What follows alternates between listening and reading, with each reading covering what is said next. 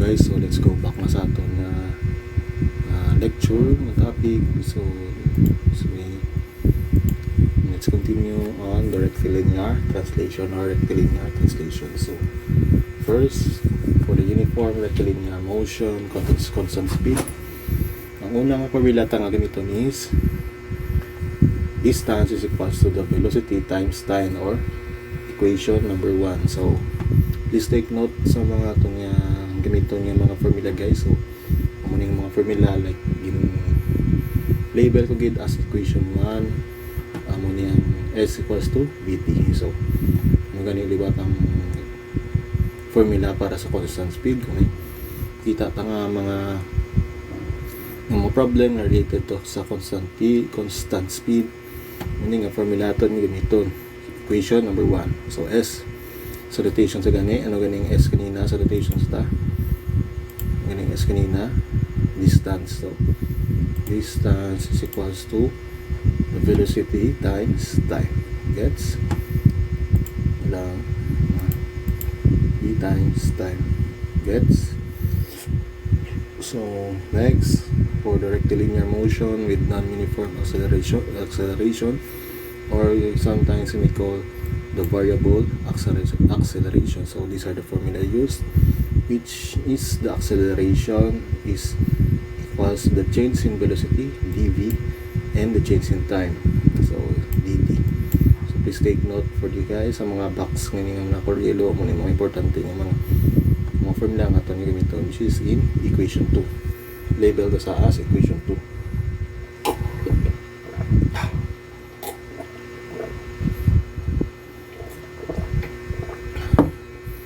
So third formula gamiton is ang velocity naman is equals to the change in distance over the change in time, or velocity in the variable acceleration, o mayara kita nga mga kita nga mga problem nga related sa variable acceleration, or mayara sa iban-iban nga mga distance, iban-iban nga mga time, or like sa tatlo ka variable yan V is equals to change in distance with respect to change in time. So it's labeled as equation 3, and if we equate these two variables, like diba sa A, sa diretang butang lang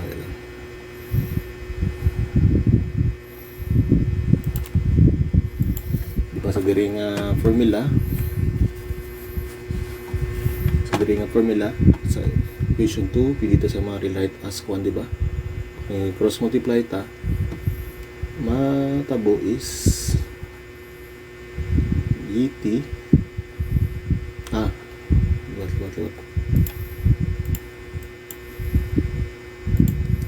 matabo is dv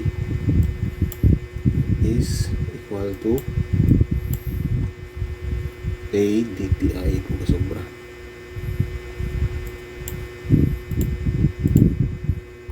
the acceleration times the change in time.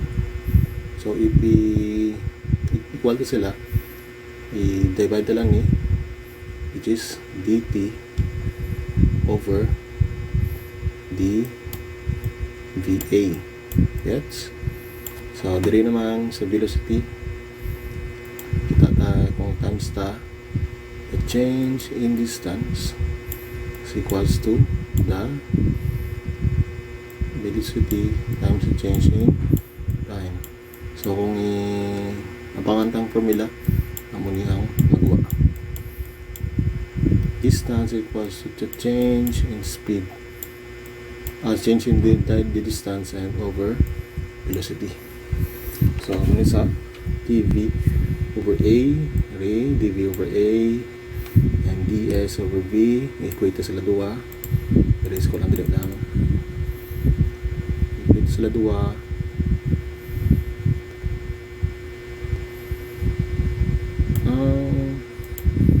Resulting equation nga matabo is kung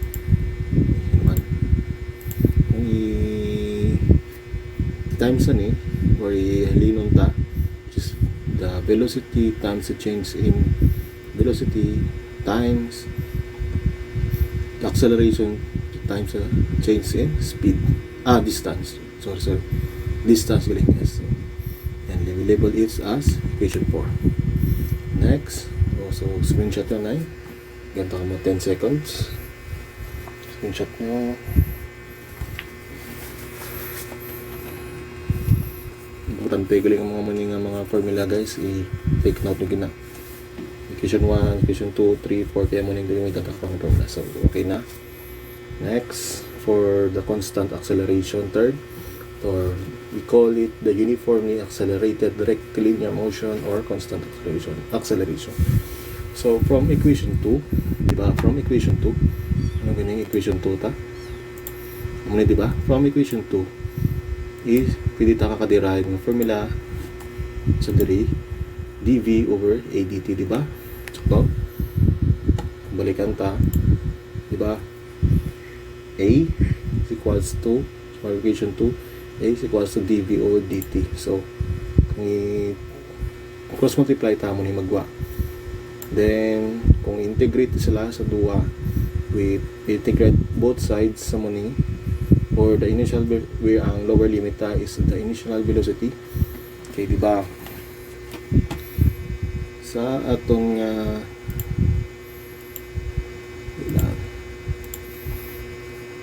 pen ba meron kita di point A and meron kita di point B.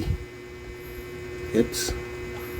So if ang particle nga ni is mag-travel about diri sa point B, meron kita diba initial nga velocity and meron kita final velocity. Gets? So meron kita diyon nga acceleration mo tabo di which is constant. Gets? So, if we integrate both sides by this, the lower limit is initial velocity and the higher limit is the final velocity is equals to acceleration. If we integrate the change in time, so diba ang time na una masugo di 0, diba? So, along the path, kita nga time nga pinagugol, which is ang lower limit ay 0 to t. Gets? Guess mo na yan wala. Then magbalik kita the lighter nito naman amo ni sa diba b equals to the higher limit or mga sa integration, diba ang b kung mag-integrate kita gina minus ta, diba b sa inyong materials and ang resulting equation nga maobra diri it's amo ni the equation number 5, which is the velocity is equals to the initial velocity plus the acceleration times time. Gets? Observe na eh. Observe na eh.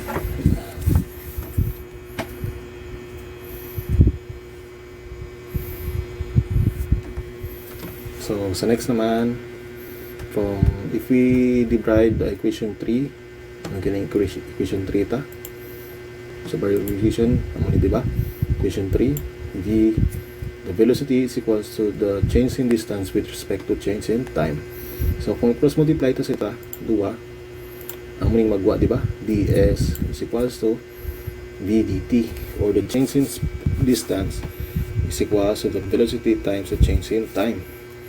So kung ang v nga ni kontra na lang if ang b na ni alin sa diri substitute ta which is bo plus at dt and if we integrate amo ni ang magwa nga formula which is the distance is equals to the initial velocity times time plus the 1/2 of acceleration times the square of time. So this is labeled ha nga equation 6. So gets na. And sa next from equation 4 which is the vdv is equals to the acceleration or times the change in distance. If we integrate this both sides from the lower limit initial velocity times the higher limit, diba? Example liwat kanina sa gining bracket pen. May kayo dahil point A, may kayo di point B, and this particle experiences constant acceleration from point A to point B. Diba may initial velocity kati, initial velocity di, and may kita di final velocity. And if we integrate the change in distance, diba, una yung distance is 0 pa na, diba? Pag along the path, may kita nga ginatawagan certain distance like 0 pa di, pakabot di, which is example di 100 meter. So which is ang munang integrate ang change in speed, change in distance to the lower limit of 0 to S. Gets? Erase lang niliwa.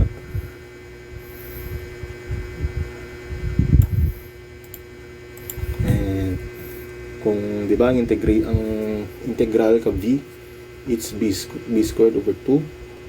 Di ba? Sakto. B squared over 2, and the higher limit is the final velocity, and the lower limit is the initial velocity, is equals to the, diba kung integrate na ni may 1 na 0, na if i-integrate further, ang muning magwa nga formula, which is the square of velocity of the final velocity is equals to the square of the initial velocity plus 2 times acceleration times distance. So i-label ta ni sa as equation 7.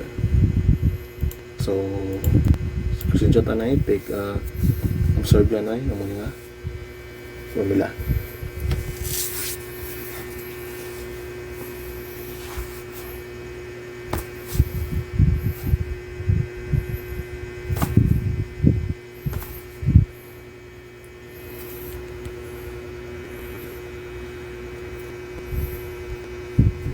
Kaya ba? So next topic, from the constant acceleration gap on, like, di ba mo na yung mga formula sa equation 5, 6, 7. So sa free falling body under this constant acceleration, example niya na kita di ba bola diri, example diri, or particle, and this particle kung ihulog ta sa free falling body, di ba ang initial velocity niya is 0 pa lang, di ba? Kaya kung mahulog na sa nira kita nga final velocity, di ba?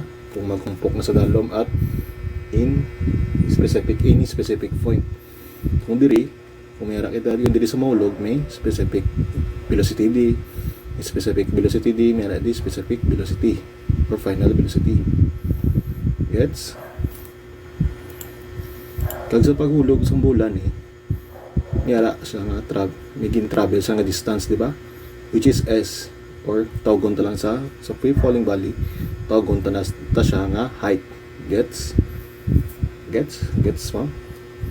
And next, di ba, kung maghulog kita, ano man ang acceleration ng mga ibra, di ba? Ang gravity. Gets? Kung hulugon mong isang bagay, di ba? Ang gagawin lang is gravity. Ang acceleration nga is due to gravity. Is pala gani 9.81 meter per second squared, or in feet 32.2 feet per second squared. Gets? And ang tatlo ka value nga ni ialinta like diri, kita nyo di, and if we substitute all these values sa muning formula, so tanan nga muning formula, we can derive these formulas. So for this first formula, or the equation 8, actually nagalid man na ni sa mga formula diri, di ba?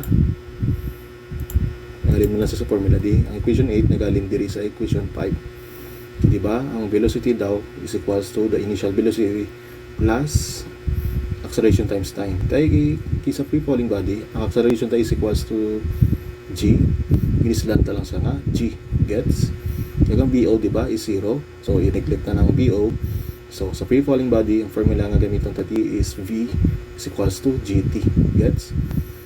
And which is labeled as equation 8. So sa equation 9 naman, amo naman ni actually nagalin man lang sa diri sa formula sa equation 6. Di ba? Di ba ang S ta is equals to H. So hiningin transfer ta lang sa imo ta lang sa H. Tapos di ba ang BO ta is 0, BO ta is 0, BO ta is 0. So malegleg ka ni, makancel ka ni. Mabilin na lang ang 1/2 ET squared. Since ang acceleration is equal to the gravity, so hinimo sa nga G, di ba? Mawala na. So sa free falling body kuno, ang height niya in a certain point na nahulog siya is equals to the 1/2 times the gravity times the square in time. So 1/2 GT squared. And sa equation 10 naman, ito lang ni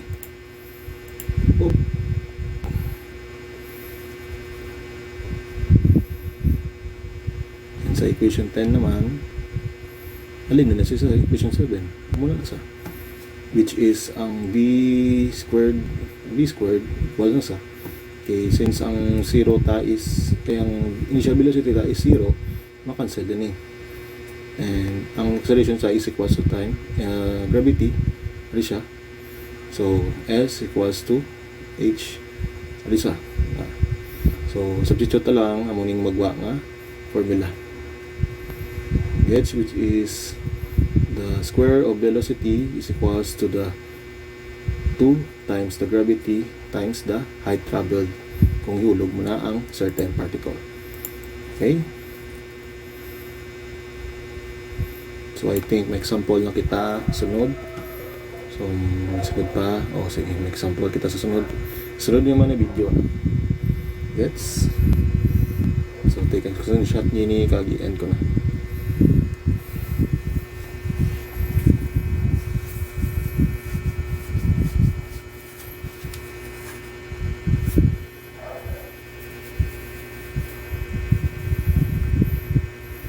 So, dili lang sa guys yung video. Susunod niya video, na example lang kita, okay?